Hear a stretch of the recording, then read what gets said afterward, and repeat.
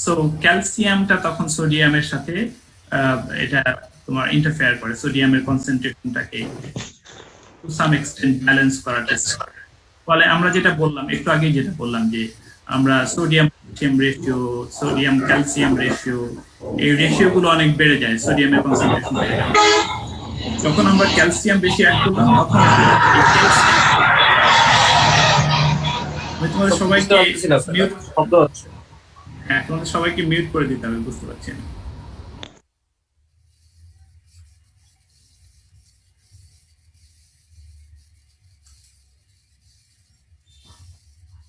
ওকে, তো আমরা যেটা বলছিলাম যে sodium potassium sodium calcium ratio, এই sodium calcium ratio, sodium potassium ratio, এই রেশিও গুলোকে যখন আমরা পটাশিয়াম অ্যাড করি, পটাশিয়াম ফার্টিলাইজার যদি বেশি অ্যাড করি, বা জিপসাম বা ক্যালসিয়াম কন্টেনিং ফার্টিলাইজার যদি অ্যাড করি, তাহলে এই ক্যালসিয়াম কন্টেনিং ফার্টিলাইজার এই হিউজ সোডিয়াম কনসেন্ট্রেশনকে তোমার টু সাম এক্সটেন্ট এটা ব্যালেন্স করার চেষ্টা করে। ফলে তোমার সোডিয়ামের যে নেগেটিভ ইম্প্যাক্ট, সেই ইম্প্যাক্টটা টু সাম এক্সটেন্ট কমাতে পারে।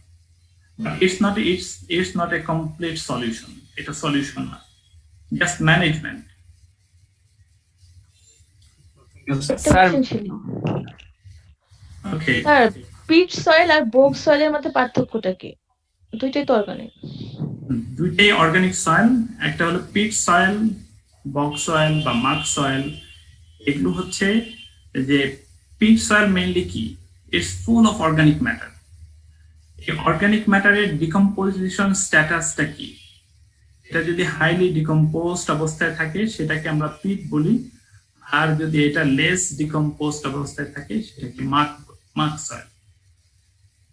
স্যার তাহলে কি মাক আর বোগ এই দুইটা কি same, similar? Kind of similar, bog soil. জি sir, thank you sir. Sir minerals এর ওয়েদারিংটা কিভাবে স্যালিনিটি ইনক্রিজ করে? মিনারেলস এর ওয়েদারিং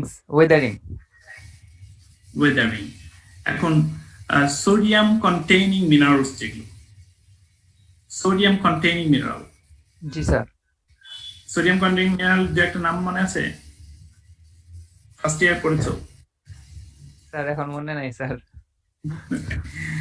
হ্যাঁ, সল্টপিটার, চিলি সল্টপিটার। জি স্যার। হ্যাঁ, এই ধরনের মিনারেল যেগুলো, এই মিনারেলের মধ্যে সোডিয়াম বেশি, এটা যদি তোমার মিনারেলাইজেশন হয় তাহলে ওই এলিমেন্ট গুলো, সোডিয়াম সেখানে বেশি রিলিজ হবে, সেটা সয়েলের মধ্যে সোডিয়াম সল্ট অ্যাড হবে, তাহলে টু সাম এক্সটেন্ট সেটা তোমার সয়েলটাকে স্যালাইন করে ফেলবে। তবে মেজর কজ যেটা আমরা আমাদের কনটেক্সটে বলেছি যে the cause behind salinity is salt coming from the C.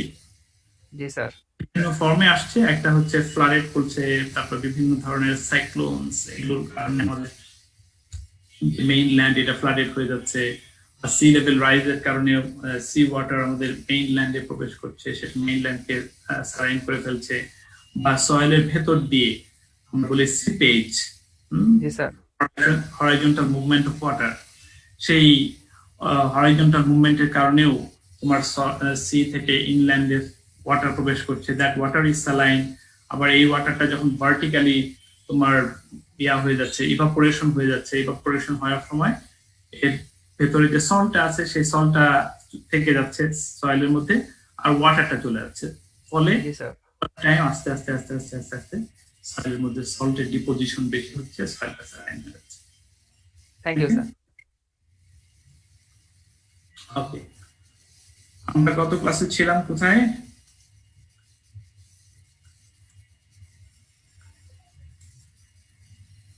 Soil start করেছিলেন। পিট সয়েল স্টার্ট করেছিলাম না? জি স্যার। ফিগারটা দেখিয়েছি? জি স্যার, দেখিয়েছিলেন। আলোচনা শুরু হয়েছিল।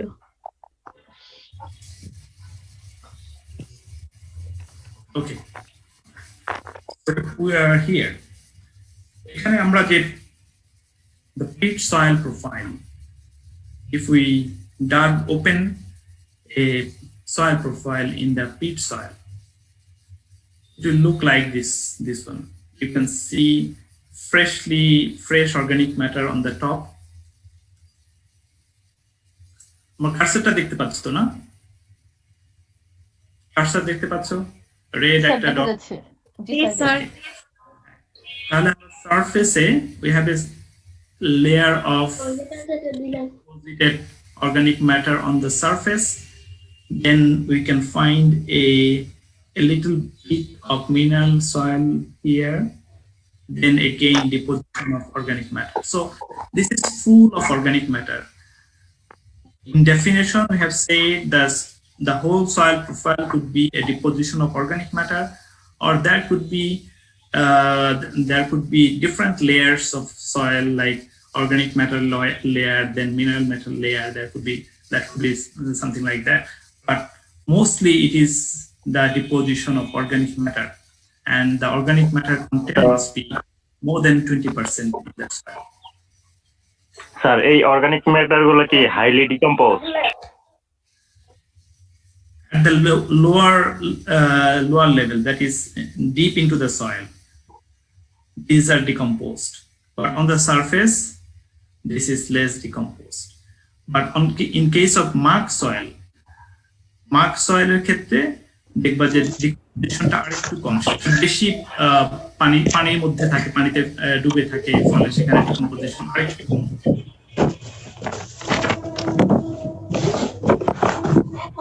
So we have discussed about problems, is it? Problems associated with its বলেছি না প্রবলেম? নো স্যার, বলা হয়নি স্যার। হ্যাঁ, বলা হয়নি? না স্যার, শুধু ফিগারটা দেখিয়েছিলেন না, একটু স্টার্ট করেছিলেন, কিছু বলা হয়নি। এটা বন্ধ হয়েছিল, সবগুলো প্রবলেম বিষয় নাই, 2-3টা আলোচনা হয়েছিল। ওকে I can do it. No harm.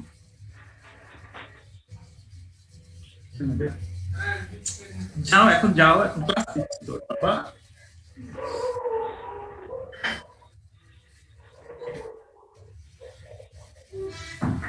What are the problems associated with its?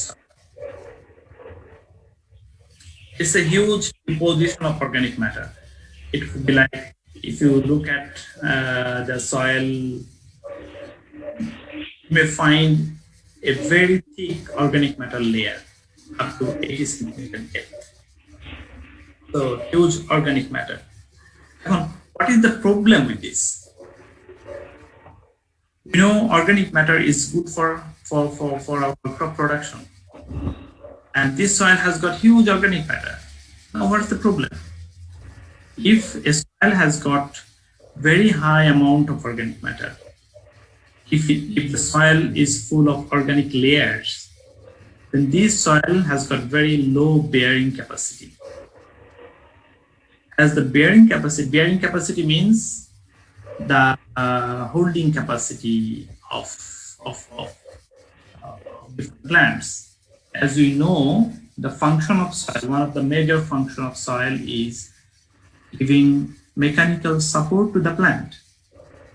Mechanical support to the plant মানে হচ্ছে একটা সয়েলের মধ্যে প্ল্যান্ট তার রুট সিস্টেম ডেভেলপ করে, সেই রুট সিস্টেমের কারণে ইমপ্রুভ রুট সিস্টেমের উপর বেসিস করে একটা 100 মিটার লম্বা একটা গাছ সেখানে দাঁড়িয়ে থাকে। কিন্তু একটা সয়েল যদি পিট সয়েল হয়, তাহলে তার এই বিয়ারিং ক্যাপাসিটিটা গোজ ডাউন, ফলে এখানে বড় কোনো গাছ সে ওই সয়েল ধরে রাখতে পারে না। That is the low bearing capacity. Organic matter may exist in one or more layers separated by mineral matter. আমরা বলেছি যে it could be a continuous organic layer, or it could be there could be some very thin mineral layer in between organic layers. So it could be like that, but mostly it is organic matter.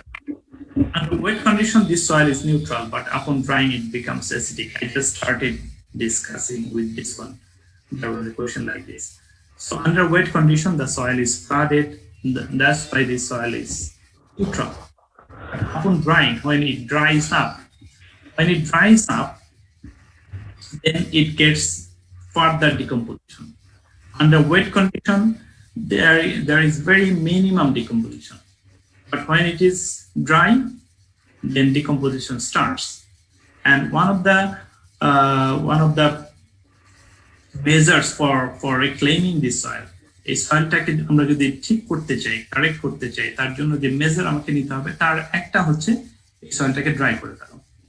তাহলে এই সয়েলটাকে dry করে ফেললে কি হবে? এই সয়েলটাকে dry করে ফেললে এই সয়েলের মধ্যে অর্গানিক ম্যাটার যেটা আছে তার ডিকম্পোজিশন রেটটা বেড়ে যাবে। ডিকম্পোজিশন রেট বেড়ে গেলে ডিকম্পোজিশন হয়ে হয়ে এই সয়েল থেকে অর্গানিক ম্যাটারের পরিমাণ কমতে থাকবে। আমাদের দেশের সয়েলের যে অর্গানিক ম্যাটার অনেক কম, তার কারণ কি? এখানে ডিকম্পোজিশন রেট অনেক high due to our climate. Ours is a hot, humid climate, and due to this climatic condition, the decomposition of organic matter is very high.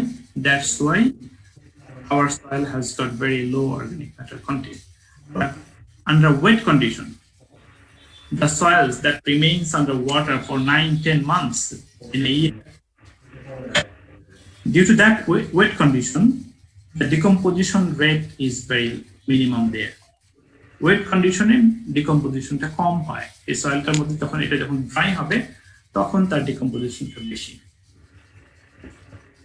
তাহলে যখন এই সয়েলটা যখন ড্রাই হয় তখন ডিকম্পোজিশন বেশি হয়। ডিকম্পোজিশন হওয়ার ফলে এই অর্গানিক ম্যাটার থেকে অর্গানিক অ্যাসিডস গুলো ডেভেলপ করে, অর্গানিক অ্যাসিড গুলো সিক্রেশন হয়, ফলে that makes our soil acidic. That's why peat soils are acidic in nature. Clear? Is this point clear? G sir.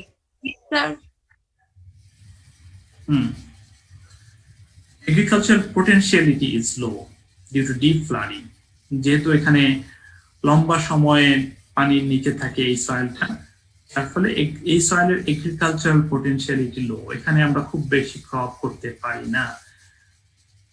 সর্বোচ্চ এই সয়েলের আশেপাশে যে সয়েলগুলো, সেই যেখানে লো লাইং এরিয়া, সেখানে আমরা আমন ধান করি।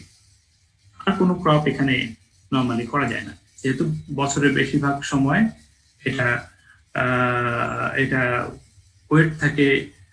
অনেক সময় ইভেন পিট সয়েলের কথা যদি আমরা বলি, ইভেন আমন we cannot go for that. সেক্ষেত্রে একদম এক্সট্রিম ড্রাই, যেমন এখন সমস্ত বিলগুলোর পানি সব তলায় চলে গেছে, নদীগুলোর পানি সব তলায় চলে গেছে। তাহলে বিলের আশেপাশে এরিয়া, বিলের যে আমরা বলি বিলের যে বিলের ধার দিয়ে কিছু মাটি জেগে উঠেছে, ওই সমস্ত জায়গাতে বড় ক্রপটা করা যাবে। বড় ক্রপ হারভেস্ট করার আগেই দেখা যাবে যে অনেক সময় এখানে পানি চলে আসে। আমরা হাওড়ের কথা যদি একটু চিন্তা করি যে হাওড়ে কি হয়, প্রতি বছরই দেখা যায় যে হাওড়ে ক্রপ হারভেস্টে প্রবলেম হয়ে যায়। এখন পানি ওখানে অনেক কমে গেছে, এখন ফার্মাররা সেখানে বোরো ধান করবে ডিসেম্বরের দিকে। বোরো ধান করার পরে সেটা যখন এপ্রিল মেতেই অনেক সময় দেখা যায় যে ফ্ল্যাশ ফ্লাডিং এর কারণে সেখানে পানি অনেক বেশি পানি চলে আসে, ফলে পানির নিচে তোমার ধান চলে যায়। That's a problem. এই জন্য এই লো লাইং এরিয়াতে এখানে তার এগ্রিকালচারাল পোটেনশিয়ালিটি অনেক লো। সর্বোচ্চ তুমি একটা ক্রপ সেখানে করতে পারো, এবং সেটাও এই জন্য বলা হচ্ছে যে বড় রাইস করলেও সে বড় রাইসটা আমাদের শর্ট ডিউরেটেড বড় যদি হয় বা আর্লি বড় যদি করা যায়, যে ডিসেম্বরের প্রথম থেকে যদি বড়টা স্টার্ট করি, যেটা এপ্রিলের মধ্যে যেটাকে হারভেস্ট করা হবে, এরকম যদি হয় তাহলে ফ্লাশ ফ্ল্যাটটা অ্যাভয়েড করতে পারি। And micronutrient availability. Micronutrients like copper, iron, boron, manganese, molybdenum, a nutrient fluid availability is poor in this soil. These soils are deficient in all these nutrients. Why deficient? এই soil মধ্যে এই nutrient গুলোর availability কম কেন? Due to low pH. আমরা জানি যে pH এর সাথে আমার মাইক্রোনিউট্রিয়েন্টের অ্যাভেলেবিলিটি রিলেশন আছে। pH যখন সয়েলের অনেক ড্রপ করে তখন নিউট্রিয়েন্টের অ্যাভেলেবিলিটি কমে যায় এই নিউট্রিয়েন্টগুলো। So this is a problem. So these are the problems associated with peat soils. And reclamation, how to correct this soil. Raised beds can be made for cultivation of highland Robi crops. যেহেতু এখানে এই সয়েলটা জো আসতেই অনেক দেরি হয়, আমরা বলেছি বছরের বেশিরভাগ সময় এখানে পানি জমে থাকে। তাহলে এখানে যদি রেইস বেস সিস্টেম করি, যে জমির মধ্যে জমির যে এলিভেশন এটা হয়তো একটু কম, কিন্তু সেই জায়গায় যদি আমরা একটু রেইস বেড করি তাহলে টু সাম এক্সটেন্ট এটার এলিভেশন একটু বাড়িয়ে নিয়ে আমরা সেখানে বেডের উপরে ক্রপ গুলো করতে পারি, রবি crops. Organic matter is buried by 30 to 50 centimeter mineral soil. It's a reclamation strategy, but it's very costly. আমরা যদি চিন্তা করি যে 1 হেক্টর জমির উপরে 30 থেকে 50 সেন্টিমিটার মিনারেল সয়েল এনে আরেকটা নতুন লেয়ারের উপর তৈরি করব, that will be very costly. এটা আমাদের কনটেক্সটে আমাদের জন্য অনেক সময় that will not be possible. If there is a mineral topsoil, flood protection and drainage might be feasible. আমরা আগেই বলেছি যে এই সয়েলটার রিক্লামেশনের একটা ওয়ে আউট হচ্ছে যে এই সয়েলটাকে যদি আমরা ড্রাই করতে পারি, এটাকে ড্রাই করলে অর্গানিক ম্যাটার আস্তে আস্তে ডিকম্পোজিশন হবে, তাহলে অর্গানিক ম্যাটারের যে লেয়ার সেটা আস্তে আস্তে আস্তে আস্তে ডিসঅ্যাপিয়ার হতে থাকবে। On drainage, organic layer may oxidize, সেটা অক্সিডেশন হবে, shrink and gradually disappear. So major আমাদের যদি চিন্তা করি যে কিভাবে এটা রিক্লেম করা যায়, 1 নম্বর কথাই হচ্ছে এই সয়েলটা যে লম্বা সময় ব্যাপী পানির নিচে থাকে এইটাকে কোনোভাবে আমরা ম্যানেজ করতে পারি না, যেটা ইভেন হাওরের ক্ষেত্রে সেটা ভেরি মাচ ইম্পসিবল, হবেই না। কিন্তু if we can design something like that, যে আর্লি ড্রাই করতে পারি বা এই ফার্মের কন্ডিশনটাকে যদি আমরা সুইচ করতে পারি, সময়টাকে যদি একটু কমাতে পারি, that could work. But as it is a natural condition, these soils are very, very low lying, so it is very difficult to reclaim this kind of soil. Rather we can use these pits, high organic matter, এই পিট গুলোকে যদি আমরা আমাদের আদার uses আমরা লাগাতে পারি, যেমন এই পিট it's the medium for biofertilizers. Sir আপনার কথাগুলো শোনা যাচ্ছিল না। শোনা যাচ্ছে না? শুনতে পাইছি না স্যার। 1 নম্বর থেকে বল। ওকে, তাহলে এই হচ্ছে আমাদের reclamation process for our peatlands, peat soils. Now we switch on to the another problem soil, that is acid sulfur soil. Is the peat soil clear? Peat soil টা তোমাদের ক্লিয়ার কিনা? স্যার রিক্লেমেশনটা ভালোমতো clear হয়নি তো। Reclamation আমরা বলেছি যে আসলে এটা reclamation is very difficult. Reclamation difficult in the sense যে এই সয়েল গুলো ভেরি লো লাইং এরিয়াতে আছে, একদম বিভিন্ন বিলের যে তলা একদম ডিপ ইনটু দ্য বিলস, সেই জায়গায় হচ্ছে আমাদের এই পিট সয়েল গুলো ডেভেলপ করে। কেন ডেভেলপ করে, কেন এত লো লাইং এরিয়াতে পিট সয়েল ডেভেলপ করে, কোনো আইডিয়া আছে? সবসময় পানি থাকে তো, তাই অর্গানিক ম্যাটার ডিকম্পোজ করতে পারে না। এক্স্যাক্টলি, যেহেতু এই এরিয়াগুলো খুবই লো লাইং এরিয়া, সেখানে বছরের বেশিরভাগ সময় এখানে পানি জমে থাকে, আর একটা সয়েল যদি ফ্লাডেড কন্ডিশনে থাকে, পানি জমে থাকে, সেখানে তোমার ডিকম্পোজিশন, অর্গানিক ম্যাটারের ডিকম্পোজিশন কম। যখন ডিকম্পোজিশন কমে যায় তখন তার ডেভেলপমেন্ট হতে থাকে, তার ডিকম্পোজিশন কমে যাচ্ছে, ডিপোজিশনটা বেড়ে যাচ্ছে। ডিপোজিশন যখন বেড়ে যায় তখনই সেখানে পিট ফর্মেশন হয়। এখন এখানে এইভাবে পিট ফর্মেশন হলো, এটা লো লাইং এরিয়া, এটাকে আমরা যদি ফ্লাড প্রোটেকশন করতে চাই, ইট ইজ ভেরি ডিফিকাল্ট। যে একদম একটা বিলের ফ্লাড প্রোটেকশন তুমি আসলে কিভাবে করবে? রাদার আমরা বলেছি যে এই পিটের যদি আমরা কোনো অল্টারনেটিভ ইউজ গুলো পেতে পারি, সেই ইউজের জন্য আমরা পিটকে ইউজ করতে পারি। কিন্তু এটা রিক্লেমেশন আসলে, যদিও আমরা এখানে কয়েকটা বলেছি যে these are the ways, কিন্তু আসলে frankly speaking, these are very difficult to implementation খুবই কঠিন। Okay. Now acid sulfate soil. Acid sulfate soils are also a kind of problem soil in our country. These are extremely acidic soil located in these areas here. These soils are extremely acidic. The pH of this acid sulfate soil is 3.5 or even less than 3.5. Just imagine how acidic it is. Neutral soil pH is 7. আমরা একটা soil যদি তার pH যদি 5 হয় তাহলে সেটাকে বলি যে highly acidic soil. আর এই soilটার acidity হচ্ছে 3.5 or below 3.5, sometimes less than 3. তাহলে these soils are extremely acidic soil. And these are located, okay, hello? Sir যেহেতু স্যার এটা বে অফ বেঙ্গলের কাছাকাছি, তাহলে স্যার এটা এত অ্যাসিডিক কিভাবে হইতে পারে? যেহেতু আমরা কিছুদিন আগে স্যালাইনিটি প্রবলেম এইখান থেকেই পড়ছিলাম এই রিজিয়নে, তাহলে স্যার এটা এত অ্যাসিডিক কেন? আমরা দেখব যে এই সয়েলটা কেন এত বেশি অ্যাসিডিক হয় বা কিভাবে হয়, সেই প্রসেসটা আমরা এখানে আলোচনার মধ্যে আসবে আমাদের। Let's just go forward. তোমার কোশ্চেনটা মাথায় রাখো, দেখবে যে আলোচনার পরে তুমি আনসারটা পাবে। Okay. And this is how this soil look like.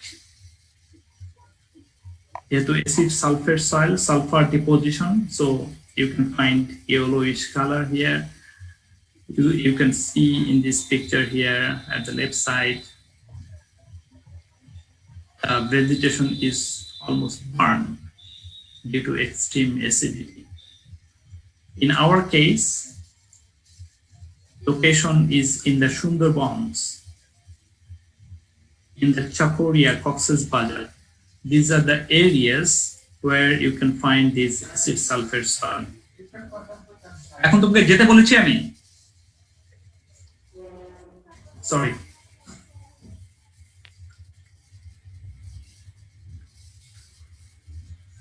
তাহলে এই সয়েলটা দেখতে অনেকটা এরকম ইয়েলোইশ প্যাচেস তুমি এই সয়েলের মধ্যে দেখতে পাবে, আর এই সয়েলে যে ভেজিটেশন থাকে সেটা এরকম burned out due to extreme acidity.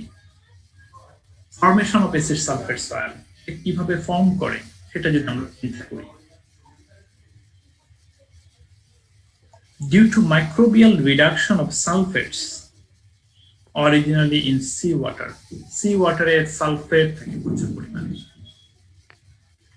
এই সালফেটটা রিডাকশন হয়। You know about oxidation reduction. Oxidation মানে হচ্ছে a reaction that happens in presence of oxygen. Free oxygen. আর reduction হচ্ছে that happens in absence of free oxygen. তাহলে reduction যখন হয়, যেমন আমরা যদি রাইস ফিল্ডের কথা চিন্তা করি, রাইস ফিল্ডটা যখন ড্রাই অবস্থা, that is oxidised condition. when this soil is under flooded, আমরা রাইস গ্রো করার জন্য সয়েলটাকে ফ্লাডেড রাখি, পানি জমিয়ে রাখি, that condition is reduced condition. and oxidation condition হচ্ছে, oxidized condition হচ্ছে dry condition, আর reduced condition হচ্ছে flooded condition. তাহলে সি ওয়াটারের মধ্যে প্রচুর পরিমাণে সালফার আছে, সালফেট আছে, সালফেট সলিউশন হিসেবে মধ্যে আছে। Coastal sediments contain significant amount of pyrites, FeS2, iron pyrite, iron monosulfides, and elemental sulfur. These are the different forms of sulfur. What kind of forms these are? These are reduced form. সালফারের যদি আর chemistry চিন্তা করি, এটার oxidised form আছে, reduced form আছে। Oxidised form হচ্ছে sulphate, reduce form হচ্ছে sulphide বা elemental sulphur, সেটা হচ্ছে একটা সয়েল যখন রিডিউসড অবস্থায় থাকে তখন সেখানে ওই সয়েলের মধ্যে সালফারটা বা আদার এলিমেন্টস এর সাথে রিঅ্যাকশন করে that forms iron pyrites or iron monosulfides or elemental sulfur, এগুলো ফর্ম করে। আমরা কিছু রিঅ্যাকশন দেখানোর চেষ্টা করেছি। Fe3, দ্যাট মিনস আয়রনটা হচ্ছে তার অক্সিডাইজ ফর্ম। এটা যখন এই সয়েলটা Fe3 আছে, সেই সয়েলটা যখন ফ্লাডের অবস্থায় থাকে, পানিতে নিমজ্জিত থাকে, when it is under flooded condition, that Fe3 is converted into Fe2. That is, Fe2 is reduced condition, reduced form. Again, sulfate, it is oxidized form, and its reduced form is hydrogen sulfide. Iron 2, that is reduced iron, and hydrogen sulfides, that is reduced sulfur, they combine together and form iron pyrite. Iron monosulfides, iron pyrites, and sulfides, sulfur, elemental sulfur. তাহলে এগুলো যখন form করে, কখন form করছে? তাহলে একটা soil যখন ফ্লাডের অবস্থায় থাকে, একটা সয়েল ফ্লাডের অবস্থায় আছে, সেই সয়েলের মধ্যে সালফার বেশি আছে, তখন সালফার গুলো সব এই ফর্মে কনভার্সন হয়ে যায়, সালফেট থেকে সালফাইড চলে যায়। ওকে, এখন আমরা বলেছি ফ্লাডেড কন্ডিশনে তার পিএইচ কেমন থাকবে? Neutral pH, neutral. But if these soils are drained for agriculture, কোনো কারণে, যেমন আমরা ইভেন সুন্দরবনে যদি দেখি, এটা যখন ওয়েট সিজন তখন বিশাল এরিয়া ফ্লাডেড থাকে, যে টাইডাল ফ্লাডিং যেটা হয় অনেক ভেতর পর্যন্ত হয়। আবার এটা যখন এই উইন্টার যখন আসে, ড্রাই পিরিয়ড যখন আসে, তখন কম পরিমাণ পানি বনের মধ্যে প্রবেশ করে। তাহলে কিছু কিছু এরিয়া বাই দিস টাইম এটা ড্রাই হয়ে যায়, অক্সিডাইজড হয়ে যায়। তাহলে এই সয়েল গুলো যখন অক্সিডাইজড হয়ে যায়, যেটা যেখানে আয়রন পাইরাইট ফর্মেশন ছিল, আয়রন মনোসালফাইড ফর্ম করেছিল, যেখানে এলিমেন্টালস, সেই এলিমেন্ট গুলো, সেই সালফার গুলো, এই সয়েলটা যখন অক্সিডাইজড হয়ে যায়, অক্সিডাইজ সালফারের অক্সিডেশন ফর্ম কি? সালফেট। তাহলে এই সালফাইডস গুলো তার অক্সিডেশন স্ট্যাটাস, অক্সিডাইজ ফর্ম যেটা, সেই ফর্মে কনভার্ট হয়ে যায়, তখন সালফার গুলো সব সালফেট হয়ে যায়। এটা যখন সালফেট হয়, finally it reacts with water and forms sulfuric acid, and this sulfuric acid is a very strong acid that makes our soil extremely acidic, that is acid sulfur soil. Clear is that? This is how extreme acidity is formed in acid sulfur soil. Is it clear? Yes, sir. Sir এই রিঅ্যাকশনটা তাহলে dry কন্ডিশনে হবে sir, পানি যখন বের করে ফেলবো। হ্যাঁ, এই সুন্দরবনের যে সমস্ত এলাকা ড্রাই পিরিয়ডে ড্রাই হয়ে যায়, সেখানে এই এক্সট্রিম অ্যাসিডিটি ফর্মেশন হয়, যেখানে সালফার ডিপোজিশন বেশি হয়েছিল। Okay sir, Okay, this is how extreme acidity is formed in acid sulfur soil. Now, what are the problems?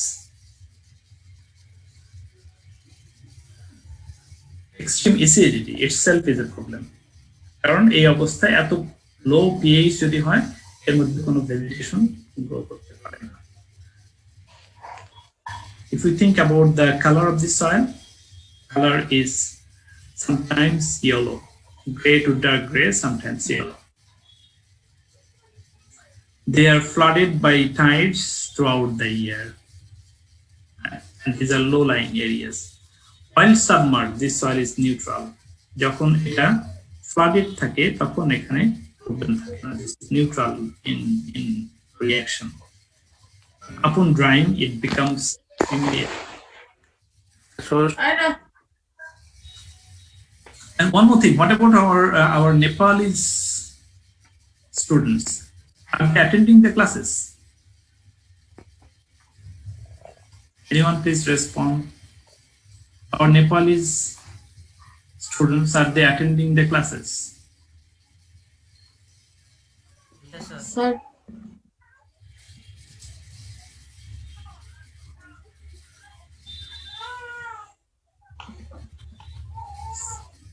Sir তাহলে সাবমার্সড অবস্থায় কি এই সয়েল ক্রপ করা যাবে?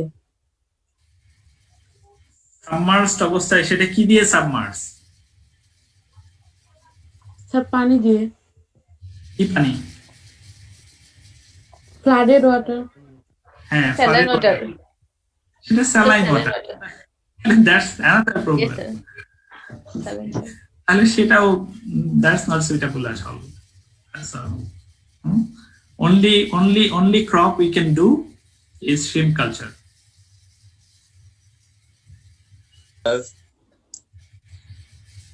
Okay. স্যার বলো স্যার সয়েলটা যখন এসিডিক, তো যখন স্যার ফ্লাডেড হচ্ছে, তো ওটা তো স্যার স্যালাইন ওয়াটার দিয়ে ফ্লাডেড হচ্ছে না, তাহলে স্যার এসিডিটিটা স্যার নিউট্রালাইজ হচ্ছে না কেন? অ্যাসিডিটি তো নিউট্রাল হয়ে যাচ্ছে যখন ফ্লাডেড হচ্ছে। এই যে আমরা বললাম while submerged, এটা যখন সাবমার্জ মানে হচ্ছে পানি জমে থাকা। এটা যখন পানি জমে থাকে, this soil is neutral in reaction. আর এটা যখন ড্রাই হয়, upon drying it becomes extremely acidic. Dry হওয়ার পরে এখানে আসলে অ্যাসিড সালফেটস ফর্ম করে, সালফুরিক অ্যাসিড ফর্ম করে এবং সেটা অ্যাসিডিক হয়।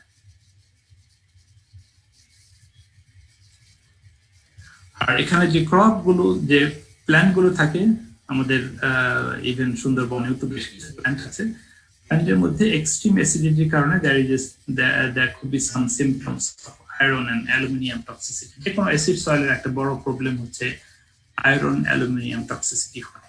এখন কেন আয়রন অ্যালুমিনিয়াম টক্সিসিটি অ্যাসিড সয়েলে হয়? অ্যাসিড সয়েলে কেন আয়রন অ্যালুমিনিয়াম টক্সিসিটি হয়? It's very common phenomena. Acid সয়েলে ক্রপ করলে সেই ক্রপের মধ্যে আয়রন অ্যালুমিনিয়াম টক্সিসিটি হতে পারে। কেন?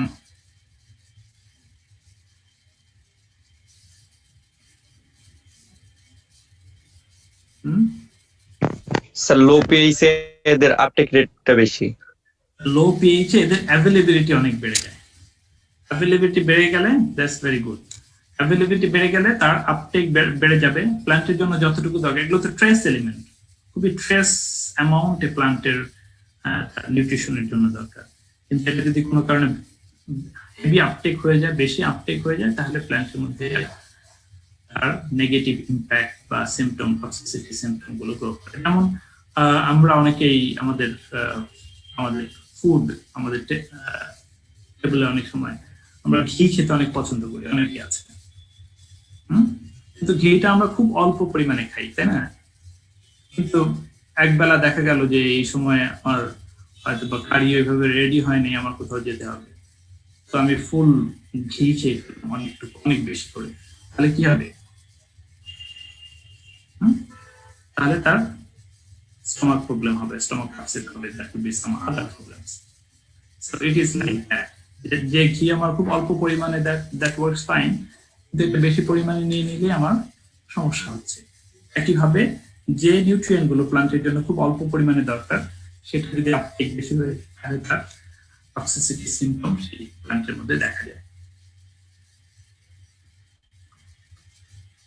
Reclamation, construction of embankment for protection of land from tidal flooding. এটা আমরা স্যালিনিটির ক্ষেত্রে যেরকম বলেছি একই রকম, but again this is a huge cost involvement project. এটা করতে হলে আমাদের এর পেছনে একটা হিউজ ইনভেস্টমেন্ট করতে হবে, and sometimes it becomes difficult for a nation like us. Arrangement is made to hold rainwater in the fields. আমরা যদি রেইন ওয়াটার যে সমস্ত অ্যাসিড সালফার সয়েল, ওই সয়েলটাকে যদি আমরা রেইন ওয়াটার দিয়ে ফ্লাড করি তাহলে that could work. Rain water harvest, কিন্তু this is very difficult. Liming practice is necessary to reduce the acidity of soil. That's a generalized recommendation. Liming আমরা একটা soil যদি অ্যাসিডিক হয় সেটাকে কারেক্ট করার জন্য, সেখানে ক্রপ গ্রো করার জন্য সেখানে আমরা লাইমিং করি। লাইমিং হচ্ছে চুন দেই। চুন দিলে যেটা হয় তার অ্যাসিডিটি কমে যায়, তার পিএইচ বেড়ে যায়। কিন্তু আমাকে মনে রাখতে হবে this is extremely acidic soil. এই সয়েলটাকে যদি আমি চুন দিয়ে রিক্লামেশন করতে যাই, it will require tons of লাইমস।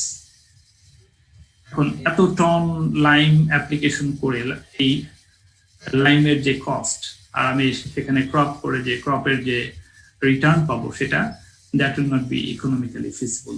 So sometimes it's a process but it's not recommended. কারণ আমরা অনেক সময় বলি যে এক্সট্রিমলি অ্যাসিডিক সয়েলের ক্ষেত্রে লাইমিং ইকোনমিক্যালি ফিজিবল হয় না। Flooding by calcareous gangetic water or salt water followed by flushing with rainwater, এটা যদি হয় calcareous water, gangetic water, আমরা জানি যে Ganges river, the river Podda or Ganges, এর যে water that is calcareous in nature, it has got high calcium carbonate হওয়ার কারণে তার pH high 9, sometimes more than 9। তাহলে এই সয়েলটা দিয়ে যদি এই ওয়াটার দিয়ে যদি আমরা এই অ্যাসিড সালফেট সয়েলকে ফ্লাশ করতে পারি, ওই এলাকা দিয়ে যদি এই ওয়াটারটা আমরা ফ্লো করাতে পারি, that could reduce the acidity in acid sulfur soil. Okay? So these are few reclamation, and again আমরা বলছি যে these are natural problems in our soils, so it is very difficult to manage these types of problems, and if we want to do it, it becomes very, very expensive, very costly. Here, so this is all. বলেন sir, ওই যে rain water হোল্ডারের মতন। হ্যাঁ sorry, rain water second step. Rain water flushing, আমরা যদি rain water harvest করতে পারি ওই এলাকাগুলোতে যেখানে অ্যাসিডিটি ফর্ম করে, একটা হচ্ছে এটা কিন্তু রিমোট এরিয়া এবং সুন্দরবনের ভেতরে এই ধরনের অ্যাসিড সালফার সয়েল ফর্ম করে। তো সেখানে আমি যদি আমার রেইন ওয়াটার হারভেস্ট করার কোনো অ্যারেঞ্জমেন্ট করতে পারি, তো it will be very difficult. সেটা যদি করা যায় তাহলে সেই ফ্রেশ ওয়াটার দিয়ে এই সয়েলটাকে ফ্লাশ করলে বা ওয়াশ করলে এই extreme acidity to some extent কমানো যেতে পারে। I got a message from one of our Nepali students. I'm from Nepal. Sorry, sir, there was some internet problem, so I could not listen. We are attending classes. Okay, that's good.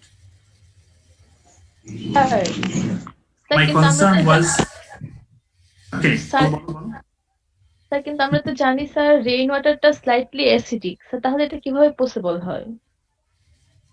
Sorry, কোনটা? Sir rain ওয়াটারটা তো আমরা জানি slightly acidic, 5.6 এর মতো pH, তাহলে সেটা কিভাবে possible হবে? হ্যাঁ, তারপরেও এটা 5.7 ওয়াটার, সেটাকে আমরা এটা পিএইচ তো বেশি, কারণ আমাদের ওই সয়েলটার পিএইচ কত? এটা কম্পারেটিভ টু 3.5 এর মতো। আমরা কম্পেয়ার করলে তো এটা কম। হ্যাঁ, সেই তুলনায় এটার অ্যাসিডিটি বা এটা pH compared to 3 it is high. তাহলে এই ওয়েট অবস্থায় থাকলে তো নরমালি রিঅ্যাকশনটা হবে না, এই কারণেই তো অ্যাসিডিকটা। কোন রিঅ্যাকশনটা? Sorry, please. রিডিউস ফর্মেশনটা হবে না এই কারণে, মানে পিএইচটা কম থাকবে আর কি স্যার। সালফেট গুলো সালফাইড ফর্ম হবে না ওয়েট কন্ডিশনে থাকলে স্যার, যেটা এর আগের স্লাইড গুলোতে আপনি দেখাতে।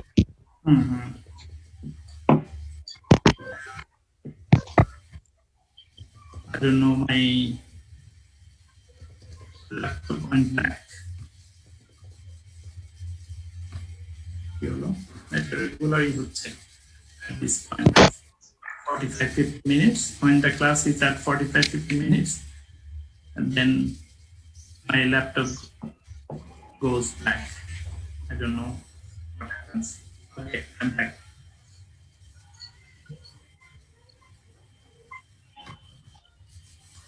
We have one more problem soil, that is degraded rice soil.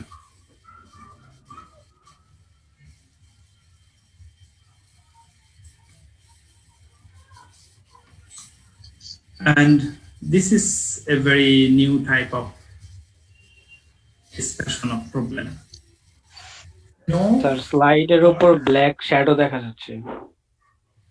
back shadow. আচ্ছা, স্ক্রিন শেয়ার অফ করে দেন, অন করে দেখি তাহলে। Stop share.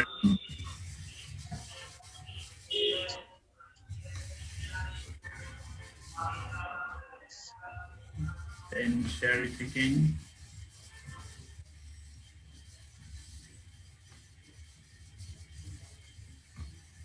Is it okay now? Yes, sir. Okay. Degraded rice soil. Soils after continuous rice cultivation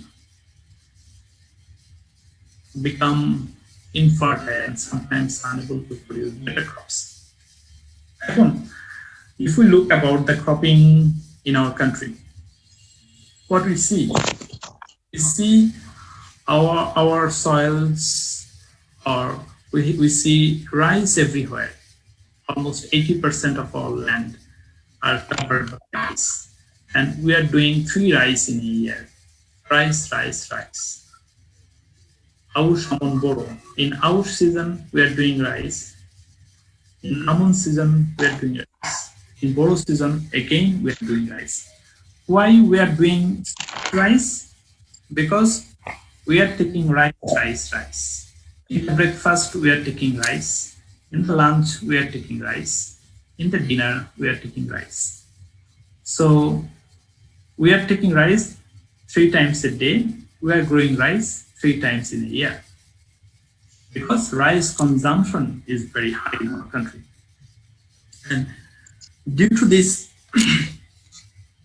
cropping pattern of doing rice 3 times or 2 times a year, that changes the chemistry of the soil, the physical properties, chemical properties of the soil. These are changed. Sometimes these conditions become unfavorable. That is why we sometimes call it degraded rice soil. Due to continuous rice growing, the soils are degraded. So that is why soils are called degraded rice soil. What are the problems with it? Say air pollution. We have a very recent problem is global warming is a problem. It started long back, but it was not that much focus as we do focus in these days. Early 10-20 years back, 30 years back, climate change কে আমরা অত বেশি consider করতাম না। এখন climate change একটা burning issue আমাদের জন্য। Global warming একটা বড় issue. Global warming that is causing this climate change. এটা কেন হচ্ছে global warming? Due to generation of greenhouse gases. Greenhouse gas কোত্থেকে আসতেছে? There are many sources of greenhouse gases, and among all those sources, rice field is a source. From rice field, there are 2 major types of gases are generated. Nitrous oxide gas, that's a very toxic gas, and methane. When the soil is dry, the nitrous oxide is formed, because when we are growing rice, we put so much nitrogen fertilizer. Nitrogen is converted into nitrates, and that nitrate, when you flood the soil, that nitrate is converted into nitrous acid, nitrous oxide gas. So this nitrous oxide gas, it has got a huge global warming potential. এটা global warming কে অনেক বাড়িয়ে দেয়। Then methane emission. Methane emission from rice field is another problem. Because as we know, for growing rice, we keep the soil wet, we keep the soil flooded, we keep the soil submerged for a long period of time. Say for a rice, we keep the soil flooded for 3-4 months. Due to this flooded condition in the soil is oxidized. Is it? Due to flooded condition, the soil is oxidized. Reduced. Is it true or false? So false. Reduced হবে। False, sir. Exactly. Good. Thank you very much. তাহলে এই সয়েলটা reduced হচ্ছে, বেশি সময় ব্যাপী সেটা reduce থাকে। এখন সয়েলটা যখন রিডিউস থাকার ফলে এই সয়েলের মধ্যে যে অর্গানিক ম্যাটার আছে, সেই অর্গানিক ম্যাটার থেকে মিথেন ফর্মেশন হয়। এটা যখন এক্সট্রিমলি রিডিউসড অবস্থায় থাকে, আমরা তোমার রেডক্স পটেনশিয়াল, রেডক্স কেমিস্ট্রি পড়বে থার্ড ইয়ারে। এখন জটিল কেমিস্ট্রিতে যাচ্ছি না, শুধু এতটুকু জেনে রাখো যে সয়েলটা যখন কন্টিনিউয়াসলি রিডিউস থাকে,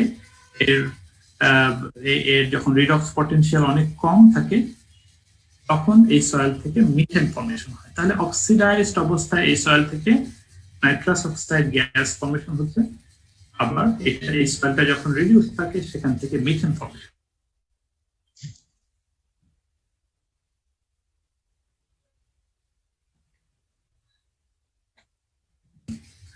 Nitrogen and phosphorus enter into drainage ditches and it move into rivers, ponds and lakes of this water pollution. আমরা জানি যে for doing rice we are putting a huge amount of fertilizers. Do you know how much fertilizer we add for growing rice in 1 hectare land? It is almost 120 kilo nitrogen. 120 kilo nitrogen is added in soil, but how much is used out of it? Only 30% of the applied nitrogen is used by the crop, and the rest 66% nitrogen is lost from the soil in different ways. It could be volatilization, nitrous oxide emission, so in different forms, leaching of nitrates. The nitrate that is formed, that is leached away from the soil. Nitrogen থেকে আমরা যেটা apply করলাম সেটা nitrate form হয়, অথবা সেটা ammonium ফর্মে convert হয়। অ্যামোনিয়াম প্ল্যান্ট আপটেক করে, and a part of it is volatilized. Volatilization হয়, অ্যামোনিয়া volatilization হয়ে বাতাসে চলে যায়, so that is also causing air pollution. আবার নাইট্রেট যেটা ফর্ম করে, সেটা নাইট্রেটের একটা পার্ট প্ল্যান্ট কিছু আপটেক করে, বাকি নাইট্রেট গুলো নাইট্রেট লিচিং হয়। নাইট্রেট লিচিং হয়ে এটা বিভিন্ন ড্রেনেজ ডিচেস এর মাধ্যমে এটা ফাইনালি ওয়াটার বডিতে চলে যায়।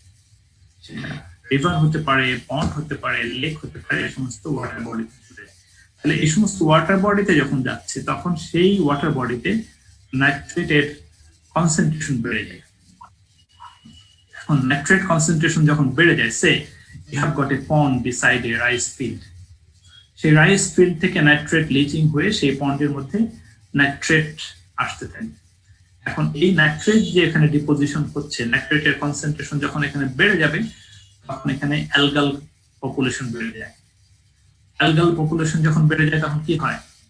ওয়াটারের মধ্যে অক্সিজেনের অভাব হয়। তখন দেখা যায় যে ওই ওয়াটার বডিতে যে সমস্ত মাছ থাকে, এগুলো সব ভরে যায়। So that is a problem as well. Phosphorus, and same thing happened for phosphorus. Phosphorus of rice field থেকে এই সমস্ত নিয়ারবাই ওয়াটার বডিতে গিয়ে জমা হয়। Partling destroys soil aggregates. If we look at the soil preparation for growing rice, what we do, আমরা যেটা এটাকে কি বলি? অ্যাগ্রোনমিতে তোমরা শিখেছো পাডলিং বলি না? পাডলিং করে। হ্যাঁ, পাডলিং Plowing। পাডলিং প্লাউইং না, পাডলিং বলছি আমরা। পাডলিং হলো কর্দমাক্ত করা। কাদাকরণ। হ্যাঁ, তোমরা যখন ফার্স্ট ইয়ারে হয়তো বা রাইজ করেছো না ফিল্ডে? জি স্যার। হ্যাঁ, ইয়েস, রাইস গ্রো করেছো। এখন রাইস যখন গ্রো করেছো তখন দেখেছো যে রাইস এখানে ট্রান্সপ্লান্টিং করার আগে ফিল্ডটাকে একদম আমরা কাদা করে ফেলি, পানি আর কাদার একটা এটা কি বলবো আমরা, একটা হোমোজেনাস সিস্টেম তৈরি হয় না ওখানে, একদম খুব সেমি সলিড কন্ডিশনে ওখানে এই সয়েলটাকে ওই অবস্থায় নিয়ে আসি আমরা। সেখানে আমরা রাইস প্ল্যান্টটা ট্রান্সপ্লান্ট করি। এখন ওই অবস্থায় কি সয়েলের মধ্যে কোনো স্ট্রাকচার থাকে? না স্যার। ফার্স্ট ইয়ারে structure, platy structure, blocky structure, columnar structure, granular structure, এই সমস্ত স্ট্রাকচার ভেঙে আমরা একদম সয়েল ওয়াটার সাসপেন্ডেড অবস্থায় থাকে, সয়েল ওয়াটার সাসপেনশন করে ফেলি ওখানে, ফলে সমস্ত স্ট্রাকচার গুলো ভেঙে যায়। তাহলে আমাদের যে সয়েলটা সেই that soil becomes structureless. Normally rice ফিল্ডের যে স্ট্রাকচার সেটাকে আমরা বলি ম্যাসিভ স্ট্রাকচার। আসলে সেটা কোনো স্ট্রাকচার না, সমস্ত বড় বড় চাকা, বড় বড় চাই ওখানে জমিতে তৈরি হয়। ফলে একসময় যখন মাটিটা শুকিয়ে যায় তখন চৌচির হয়, বড় বড় ফাটল সেখানে তৈরি হয়। কারণ কি? এই সয়েলের মধ্যে স্ট্রাকচার থাকে না, স্ট্রাকচারলেস হয়ে যায়। So it's a problem of growing rice. একটা সয়েল রাইস গ্রো করলে সেই সয়েলটা আস্তে আস্তে স্ট্রাকচারলেস হয়ে যায়। আর তোমরা জানো যে the benefits of presence of structure in the soil. একটা সয়েল যদি ওয়েল স্ট্রাকচার হয় তার সুবিধা কি, আর একটা সয়েল যদি লেস স্ট্রাকচার হয় তাহলে তার সুবিধা কি? সুবিধাগুলো তোমরা জানো। তাহলে এই সয়েলটা যখন স্ট্রাকচারলেস হয়ে যায় তখন সয়েলের স্ট্রাকচার থাকার যে বেনিফিট গুলো কি? স্ট্রাকচার থাকলে কি, ইরোশন কম হয়। স্ট্রাকচারলেস হলে সেই সয়েলটা কি হবে? ডেনসিটি বেড়ে যায় স্যার, পোরোসিটি কমে যায়। ডেনসিটিটা অনেক বেড়ে যাবে, সেখানে পোর স্পেস কি হবে? স্যার পোরোসিটি কমে যাবে। ইন বিটুইন স্ট্রাকচার যে পোর স্পেস গুলো ছিল সেগুলো থাকে না, ফলে সয়েলের মধ্যে মাইক্রোবিয়াল পপুলেশন তার এফেক্টেড হয়, তার মধ্যে ওই সয়েলের মধ্যে ওয়াটার মুভমেন্ট এফেক্টেড হয়। So this are so many problems. Long-term puddling forms a hard pan.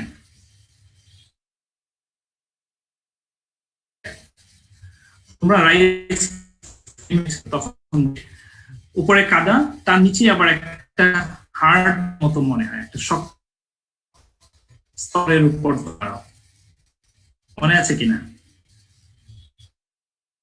নিচে একটা শক্ত লেয়ারের পুরো পুরো কাদা ছিল।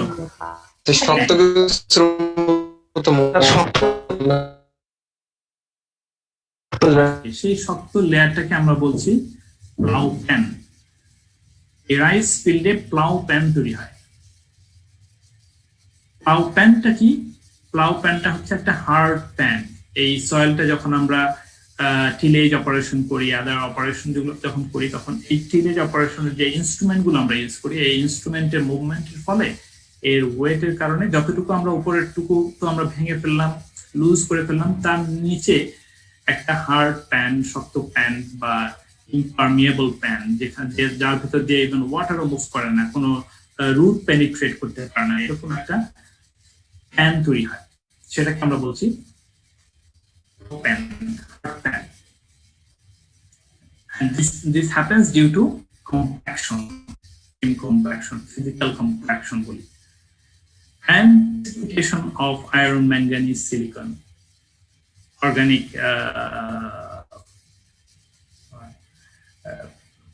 or finer organic fractions, এগুলো আয়রন, ম্যাঙ্গানিজ, সিলিকন, তারপরে ফাইনার অর্গানিক ফ্র্যাকশনস, এগুলোর ডিপোজিশনের ফলে এই প্যানটা একটা hard pan and kind of sealed pan.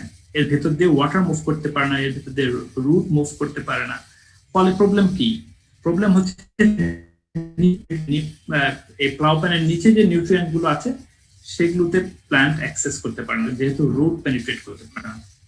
আবার ওয়াটার এর ভেতর দিয়ে মুভ করতে পারে না, সারফেসে পানি জমে থাকে, নিচের দিকে পানি মুভ করতে পারে না।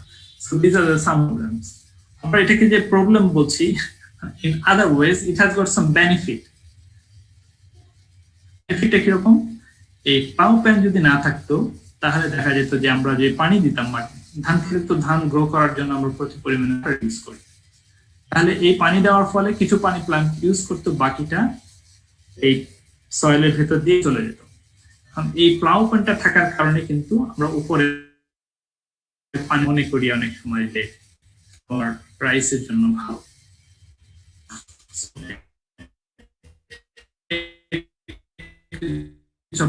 Water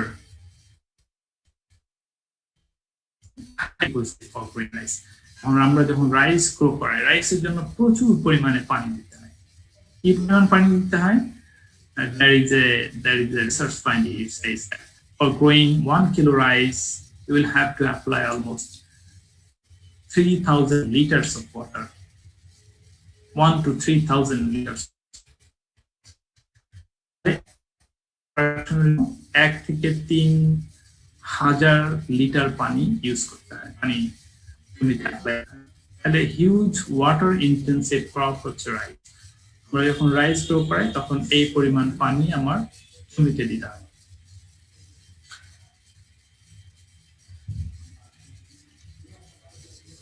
Continuous cropping of a single crop like rice makes the soil deficient in some particular nutrients. তোমরা জানো যে কোনো ক্রপের, শুধু ক্রপ কেন, ইভেন আমার কথা বলি, যদি বলি ধরো তোমার বাসায় অনেক খাবার রেখে তোমার প্যারেন্টস তো তারা সে 1 মাসের জন্য তোমার বাসায় বিভিন্ন ধরনের খাবার তোমার জন্য রেখে ডিপোজিট করে রেখে তারা কোথাও বেড়াতে গেল। তো 1 মাস পরে এসে যখন যারা দেখবে, তারা কি দেখবে যে সমস্ত খাবারগুলো একই রেশিওতে ইউজ হয়েছে, নাকি দেখা যাবে যে আমার পছন্দের খাবার যেগুলো সেগুলো বেশি, সেগুলো একদম শেষ হয়ে গেছে? হ্যাঁ, আজকে আর এইটুকু থাক না, আজকে আর হচ্ছে না,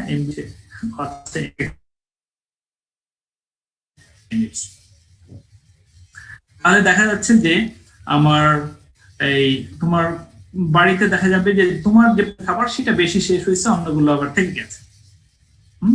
একইভাবে একটা জমিতে যদি আমরা কন্টিনিউয়াস রাইস করতে থাকি, রাইসের পছন্দনীয় নিউট্রিয়েন্ট যেগুলো সেগুলো বেশি পরিমাণে শেষ হবে, অন্য নিউট্রিয়েন্ট গুলো আবার থেকে যাবে। ফলে কিছু নিউট্রিয়েন্ট বেশি পরিমাণে যদি exposed make the soil unfertile, make the soil unfavorable for growing some other crops. So these are the problems. থাক স্যার আজকে স্যার। আর একটা স্লাইড আছে, তাহলে আমার শেষ হবে। জি স্যার। আমার পার্ট শেষ করব। জি sir.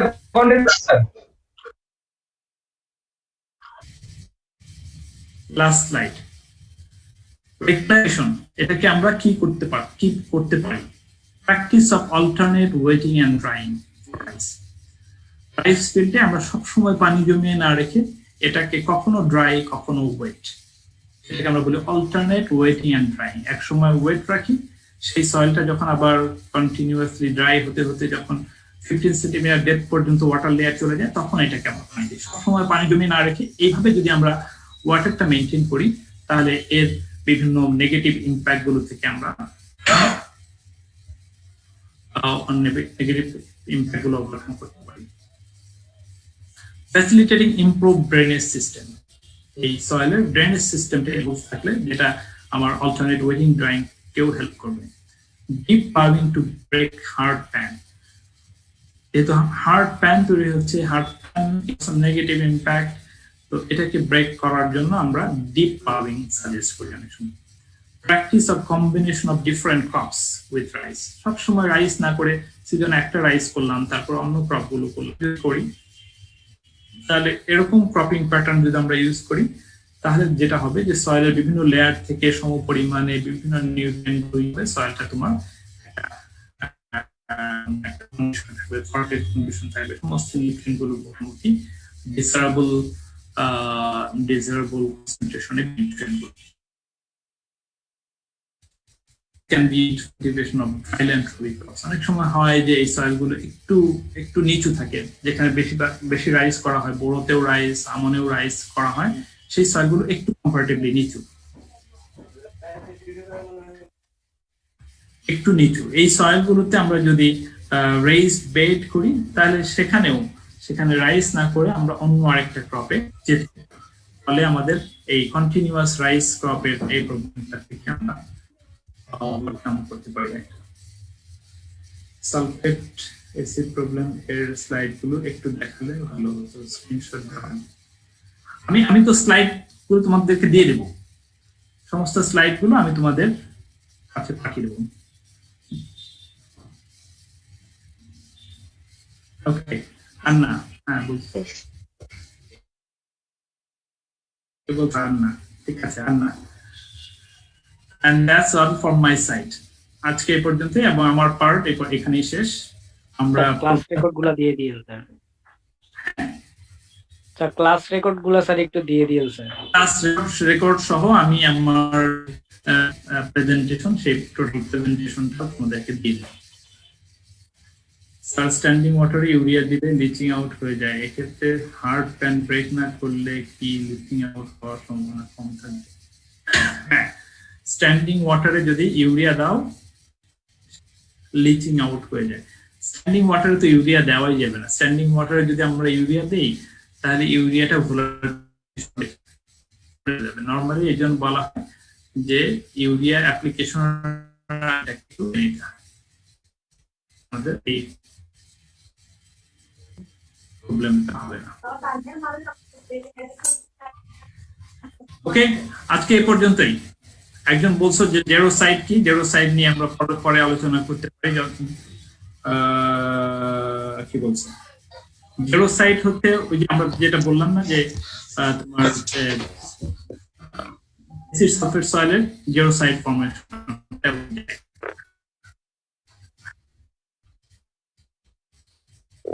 Okay, that's all for today.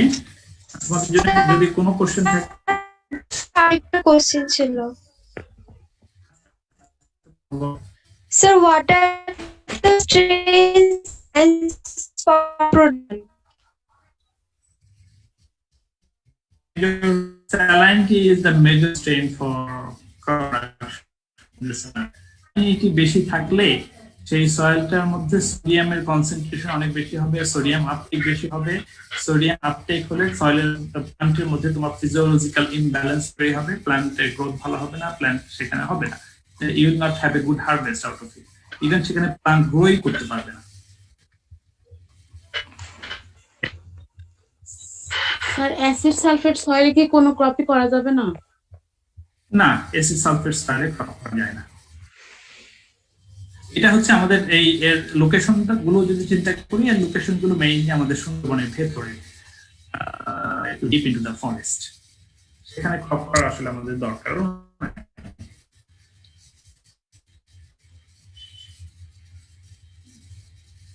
Okay. Thank you very much.